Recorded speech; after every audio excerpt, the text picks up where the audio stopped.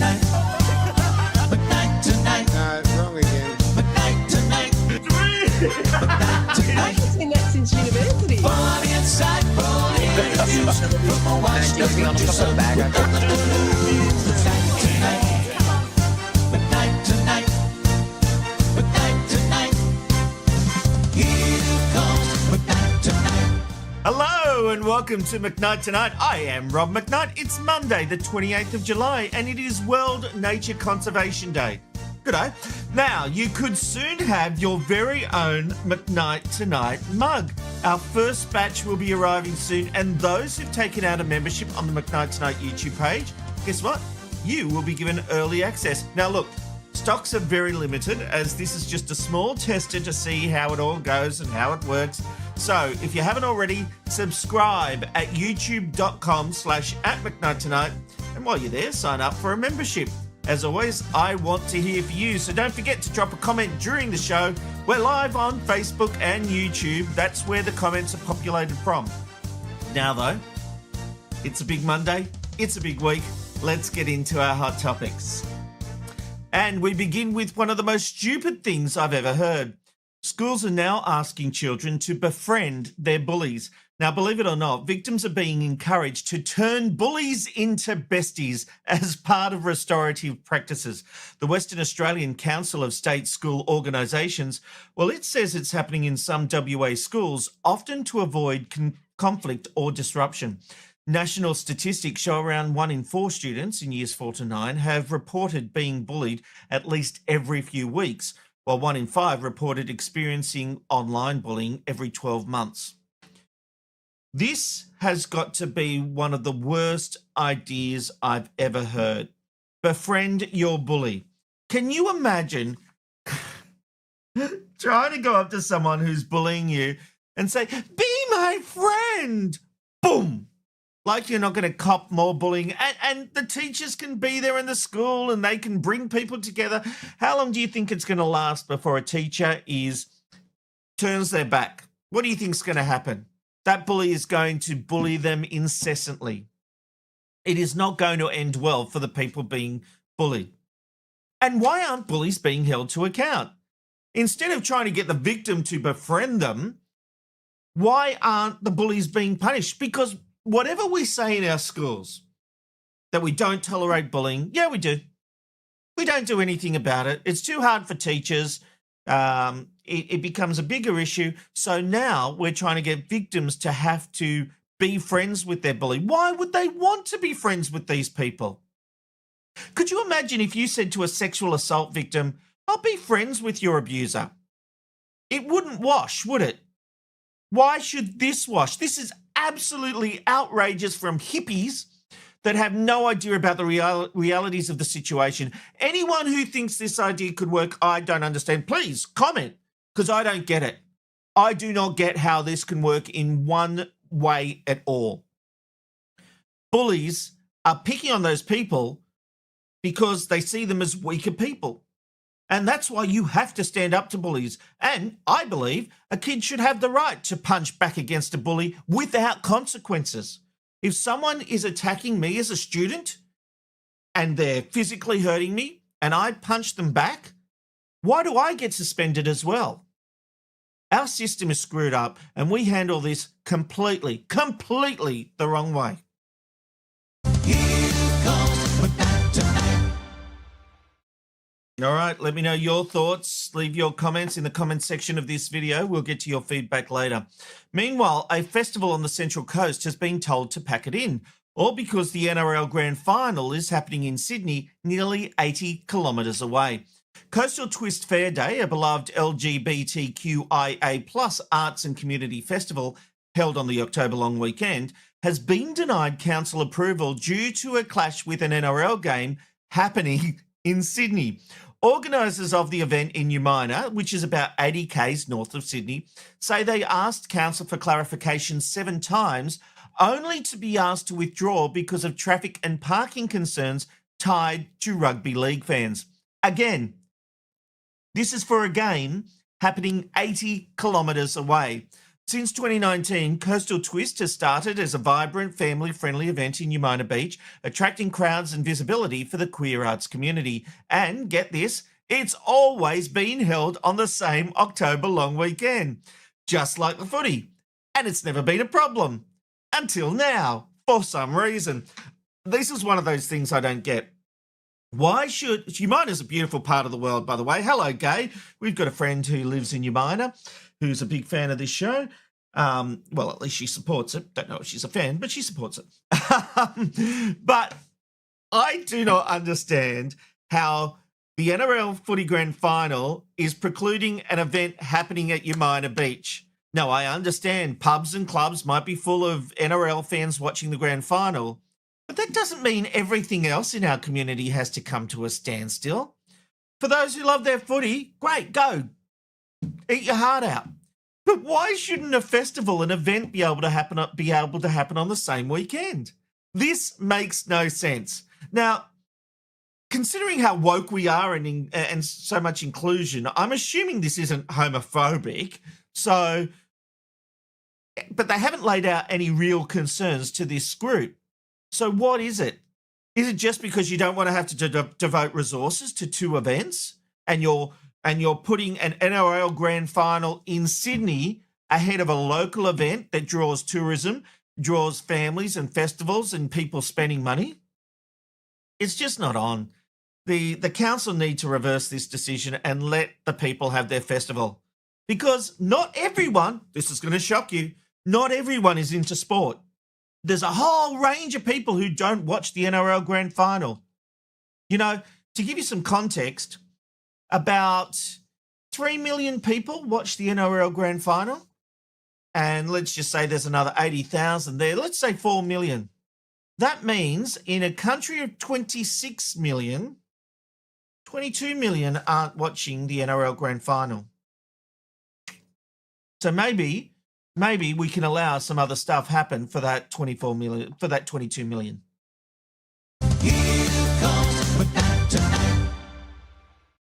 Okay, now it's time for Rob's Rant. Have you missed a Rob's Rant? Well, I think you might agree with this one because on the weekend, Amanda, the lovely Amanda, she had an appointment. Why are you putting your hands in your head? Are you going to bring me? Why do you have to bring me up? Sorry, Amanda. She's like, I think she would have preferred if I just said it was me. Okay, over the weekend, Rob, me, had an appointment and had the confirmation. So on Friday, had the confirmation. And then on Saturday, when I turned up to the appointment, when Amanda turned up to the appointment, they said, oh, we've been trying to call you because we didn't have you booked in and we're trying to fit you in now. Now, a couple of problems with this. Amanda had no missed calls. She had no missed texts. So they hadn't called her or texted her. I mean, in this day and age, it's pretty easy to know if someone's tried to contact you, and they had confirmed it. So what it seems like is that they had a double booking. But instead of owning up to it, what did they do? They lied.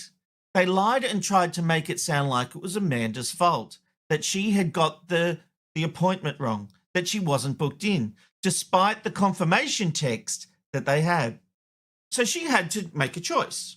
Does she sit there for an hour and try to be squeezed in, or does she come back later today? Now, she ultimately decided to go back in later. But we had this big we had this big discussion. Why do I refer to our discussions as an argument? That's telling.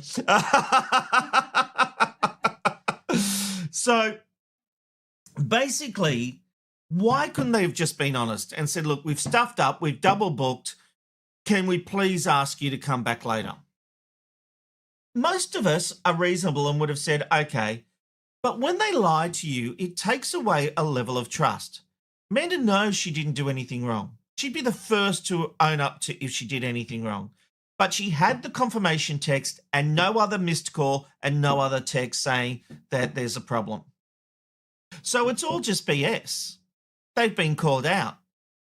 And now she's wondering, well, what else are they lying to me about? When they say this is a good product or that's a good product, can I trust them? And so now it's reached the point where will she go back? Whereas if they just said, oh, we've had a stuff up, can you help us out? She would have been fine. But we're now at the point where businesses feel like they can't be truthful through fear of a bad review, through fear of lawsuits, or whatever other fear that they have. But you know what? Sometimes honesty is the best policy. They always say in politics, it's not the crime, it's the cover-up. And this is absolutely that. The crime isn't that you double booked. The crime is that you tried to cover it up. It's the random life shot of the day. Where are you going today? You never know where you'll end up with the random life shot of the day. Tonight's random live shot of the day takes us to Dublin, Ireland, where we're perched above the action from the rooftop of the Temple Bar Pharmacy, offering a prime view of the city's iconic party precinct. Someone said the other day we haven't had a bad Rob accent for a while, so I'm doing this in, you'll probably think it's an Indian accent or something, but I am trying to do Irish. It's a cloudy day today, with rain forecast for the rest of the week. A high of 19 degrees is expected today, after a low of 16. This camera looks out over the Temple Bar, where the pub of the same name draws tourists like moths to a pint glass. But this cobblestone strip isn't just for boozy nights, it's steeped in history, music, and a uniquely Irish kind of charm. Oh, what a beautiful, it looks beautiful over there in Ireland today, doesn't it? Yeah, I'd be happy going there. Look at all the people having a lovely time. The Temple Bar. Amanda, next time we go to Ireland, which will be next to never, we will have to go to the Temple Bar. All right, let's take... Oh, before I get into feedback, Own Your Own Crazy. Thank you for the $3 donation on YouTube. So Own Your Own Crazy, he's donated via YouTube. So thank you very much for that. Really, every little bit helps. It helps us. See those lights? That's $3, right? No, I have no idea. All right, let's go to the feedback coming through to McKnight tonight. Oh, speaking of which, Own Your Own Crazy. Oh, I can add a mug to my and Robin Robbo mug. Fantastic. We'd like to do that. Over the page we go, and we've got this one from Justine, who says, sorry, but friending your bully will give them more power and make the bullying worse. Just fix the culture of the school and hold them to account instead of making it worse for the victim. Yes, Justine. Yes, I couldn't agree more. Fabulous, fabulous, fabulous. Over the page we go. Trevor says, yeah, that's a stupid idea. Agree with you, Rob. That could be on any topic tonight, I assume, but I assume it's about the bullying. So thank you, Travis, for your... No, sorry. Oh, on the festival. Thank you. Jasmine just told me it's the festival there, Travis, so thank you. Jeanette, we love Jeanette, says, just let them have the festival. Yes. Well, I mean, it makes no sense, does it? Justine says, wow, that's crazy. Someone needs to tell the council it is possible to have two events on the same day in the world and actually allow people choice for what they participate in. Yes, Justine, could not agree more. Dylan says, didn't think anyone watched NRL. Sorry, AFL fan here. Yeah, thank you, Dylan. What else have we got there? Lynn McKnight. Mum! Hello, Mum. You do wonder where the council gets their brain and common sense from. So true. Lovely shot of Dad there. Over the page we go. And we've got this one from Restoration Archive on YouTube. Rob, if you could never do an Irish accent again, that would be great. You sound like Mr. Sheen. Well, hang on. Let's go back to that bit of feedback if we can, Jasmine. I'm calling you Justine for some reason. This is for you, Restoration Archive. Rob, if you could never do an Irish accent again, that would be great. You sound like Mr. Sheen. No? Own Your Own Crazy. To be sure, to be sure. Thank you for all your feedback. Keep it coming in. Shortly, did you see that footage of Donald Trump on the golf course today? It's hilarious, and it'll be a back-end quickie when we continue on McKnight tonight. So keep it tuned, keep it dialed in, keep it streaming, because you are watching McKnight tonight. Thanks for your company.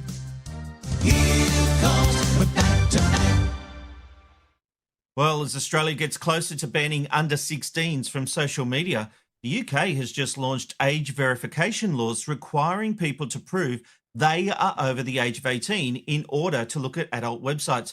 The laws are controversial, to be sure. with some saying it's an invasion of privacy. So, how will we be affected here in Australia when we have to prove our age in order to use social media? For some insights, I'm joined by Professor Lisa Given from RMIT. Hi, Lisa. Welcome to McKnight Tonight. Hello, thanks for having me. Okay, so both here in Australia and in the UK, supporters of these proposals say it will protect kids from online harm. Do you agree with that? I think that these measures will actually attempt to do that. Will they be successful? I don't think so. I think we will definitely see a number of young people getting around these kinds of interventions and still getting access to potentially harmful content. I'll get to that in a second. But should the government have, and look, there's no doubt the people enacting these laws, I feel, have the right idea. They're trying to do something, but should the government have the right to decide whether my kids can or can't use social media? It's really interesting. I mean, I think at the end of the day, many parents have argued that they should actually be the ones that make choices for their kids. I think most of us agree a duty of care, especially for young children, does make sense. But many of us really believe that it's the IT companies themselves that should be held to account for harmful content. And really, I'd like to see that content removed at source so that none of us have to see it. This is one of my biggest bugbears, in that all this stuff can go on social media and we're looking at everyone else except the social media companies. You know, like when there's bullying, there's harassment, there's defamatory stuff, they're not held to account.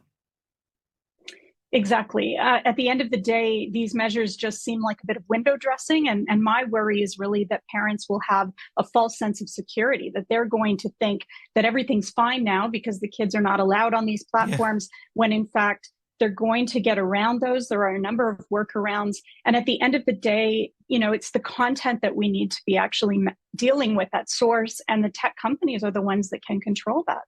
Why 16 the magic age? Why there and not 18 or 15? How did the government settle on 16? Oh, it's $1 million question. I don't think we have actually a clear answer for that one. I think that they were trying to weigh out, when you look at different jurisdictions, we've heard 14, 15, 16, as you say, all the way to 18. I suspect they were thinking this was a middle of the road, that perhaps 17 and 16, 17-year-olds are a bit older, and maybe they felt that some of that content was more age appropriate for those groups. At the end of the day, it can also seem a bit random to many people. Now, you're across this much more than I, and I've been looking around because I can't find any indication of what technology will be used to verify the age of social media users. We've just seen it in the UK, as I mentioned, where you have to prove you're over 18 to access adult websites. Do we know what's being planned for Australia? We don't yet know. We do know that there have been trials underway. Those trials did look at everything from facial scanning to user behavior, the way that you actually even move your mouse, or some of the sites that you might be looking at. So we can imagine that those might be the technologies that would be considered acceptable. At the end of the day, the technology companies have to show that they're compliant with the legislation. So a technology company could decide, we will ask everyone for government issued ID, full stop, if that's what they believe they need to do to comply. In this country, we once had a big uproar about a national identity card, and now we're going to give our facial recognition, possibly our full government credentials, over to these companies. And no one's holding them to account of looking after our information. I think this is a real challenge. You know, we have been educating people for many, many years about protecting their data integrity. We've seen hacks of major corporations. So I think that users are really going to be looking for the tech companies to be accessing age assurance technologies that are going to try to protect their privacy in some way. Facial scanning, for example, there are technology tools that would not keep a copy of your facial scan. It would simply do that technology work and then remove it. The problem is those kinds of technologies are not foolproof. They're not 100%. I'm sorry. When you mentioned they're tracking your mouse movement, that's a very scary thing if people are online adult websites. But anyway, that's a whole other thing. Now, that's true. According to reports, it seems pretty simple that people can bypass the age verification requirements over in the UK. It's happening now. They're using a VPN. Do you think it will become very easy here? I do think so. I mean, we're certainly going to see young people using VPNs to get around these technology interventions, but also just using accounts that other people own. Many people are in Mm, homes with shared devices that are logged in all the time. This is going to really change how all of us search online and how we access these tools, because it's going to require people to log out, to be really careful about who's accessing the content. But at the end of the day, many of the social media platforms in particular, that content is still available through a web browser, and you don't actually need to log in. yeah. Well, Google, the owner of YouTube, is threatening to fight the under 16 ban if it is eventually included. But the government says it won't be bullied. Does YouTube have a case here? It's very interesting. I mean, I think YouTube is likely of the opinion that it's not a social media platform. They've been doing some ads recently that have positioned them as, a unique platform, something that's different to the other platforms. At the same time, if you look at the legislation and the definition of social media, YouTube can look like it. It's people do interact with each other. They share Sure. YouTube videos. They like things, comment on things the same way that they do with other platforms. Do you have any thoughts? There's obviously a section of the community that are worried. So, do you have any thoughts on what would be a reasonable solution? I think a really critical thing is, well, a few things. First of all, the government did at one point look at a duty of care legislation. I'd like to see them revive the discussions of that. That was put on hold about November 2024. That actually would hold tech companies to account for inappropriate content and give people an active way of actually complaining and having those complaints really make a difference in terms of legislation. That's already in place in the UK and the European Union. We definitely need more education for everyone. This will put a huge load on parents, grandparents, teachers in order to be across the technologies and how kids might get around it.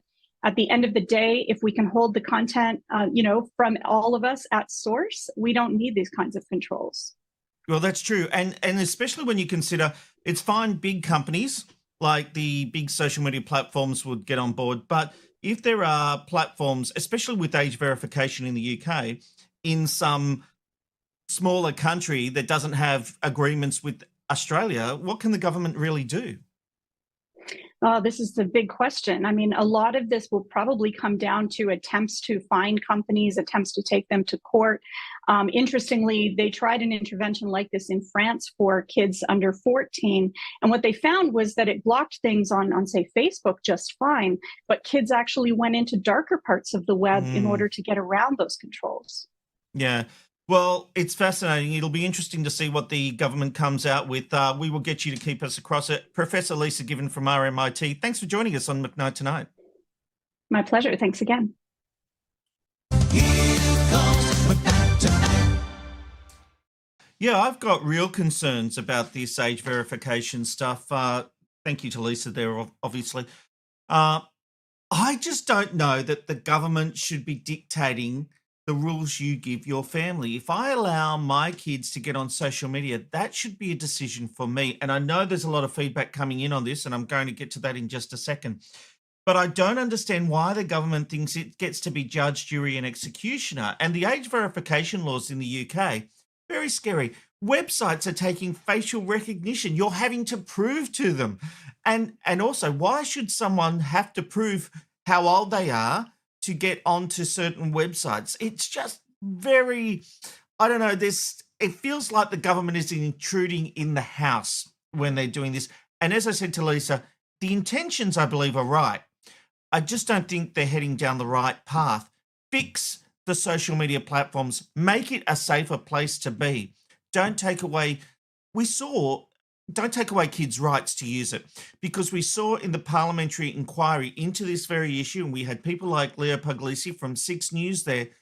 Social media can be a place where kids who are being bullied can find friends online, rather than this ridiculous notion that they need to go and befriend their bullies. That's not going to work, but that's what we're doing instead of giving kids an outlet and a safer place to go. I know we get all these stories about the dark web and how, predators are there. And sure, that's true. But if you teach your kids right, they can use social media properly. parental responsibility plays a big part. All right, let's get into your feedback coming through to McKnight tonight. And we're going to start with Nicole, who says, kids are very tech savvy. They will find a way to view what they want to view. Rules and regulations won't work. Couldn't agree more, Nicole. Thank you very much for your feedback. Matt says, I've been saying for years that anything with a screen, the user needs to have a license. Just like a car, phones and computers are too easily accessible and taken for granted. That's an interesting point, Matt. But how do you get a license, and how much control or how much oversight does the government have on you using these devices? I think there's something in there. I'm just not sure of the realities on how we make that happen without too much government oversight. Dylan says, I was more concerned about Google threatening to sue the government if YouTube was added to the banned list. My kids use YouTube to do assignments and things like that. Yeah, YouTube, I think, is a real problem, and I don't think it should be on the banned list. Thank you for that. Radio Notes says China is introducing at first voluntary state ID to be connected to all internet, including social media. Third parties are also storing data, including facial, to do police checks. There are positives to that, but I think it impedes our freedoms. How far do we go over fear of threats before we have no freedoms, before the government knows everything we do, everything we look at? I don't think it's right. Over the page we go. Anthony G, hello mate, says it's so hard to just be an innocent kid these days. Technology is really scary for young people. I think it's very scary for old people too. So it's yeah, it is. It's very, very scary. Own Your Own Crazy says instead of imposing bans, empower parents and guardians. Yep, I completely agree with that. Ashman says, it's clear for me, it is the parents' responsibility, not the government. Isn't that called nanostate? I think you are correct, Ashman. Thank you very much for coming to McKnight tonight. Dylan says, great interview, Rob. Thank you, Dylan. Really appreciate that. Before we go tonight, I reckon we can fit in a back-end quickie. What do you think? Do you think we can fit in a back-end quickie? I think we can. And get this, the leader of the free world has been caught cheating at golf. Yes, despite his claims that he is one of the best golfers in the world, this video clearly shows Trump's caddy dropping the ball into a better position than wherever the US president hit it. President Trump has been in Scotland for a 3-day tour for a trade deal with the European Union and managed to spend a bit of time at his own Trump Turnberry course and Trump International Golf Links. And it's not the first time the president has been called out for cheating on the golf course. This article from The Independent in 2022 claims he cheats so much that caddies nicknamed him Pele. Oh, poor Pele. I didn't know Pele was a cheat. Sorry, what are you handing me? Show the mug again. Oh, Jasmine wants me to show the mug again. Dylan asked to see the mug. Now, I've updated the design. It's pretty much like this, but it's going to have a blue interior. So it won't be this one. And this one's seen better days. It's got a few scratches, but I am down to my last one with accidentally broken few along the way. But yes, the new mugs are coming. Sorry, Jasmine, next time just yell out. But when I've got the mugs, I will get them out. But basically it's that. It's the logo on the background. So yeah. Thank you for showing interest in that, Dylan. I didn't understand what Jazzy was trying to tell me there. Thank you for your company tonight on McKnight Tonight. Tomorrow it's Media McKnight, and get this, it's going to be controversial. Tomorrow I am doing the best and worst TV presenters, and yes, I'm going to name names. Now this is a Rob list, but it's based on a bit of ratings and my personal feelings of 30 plus years in the television industry as a producer. And let me tell you, a high-profile name is making the worst presenter list. I'll leave you with that. If you want early access to that, you know how to do it. Become a member on the YouTube page at youtube.com/McKnight at McKnight Tonight. And as soon as the episode's ready, you will get to see it and find out who I am naming the 2 worst TV presenters in Australia. And I think you might be surprised. All right, that's it for me. I will see you tomorrow because it's good night from McKnight. See you tomorrow, guys. Night tonight. McKnight tonight. McKnight tonight. It's good night from McKnight tonight.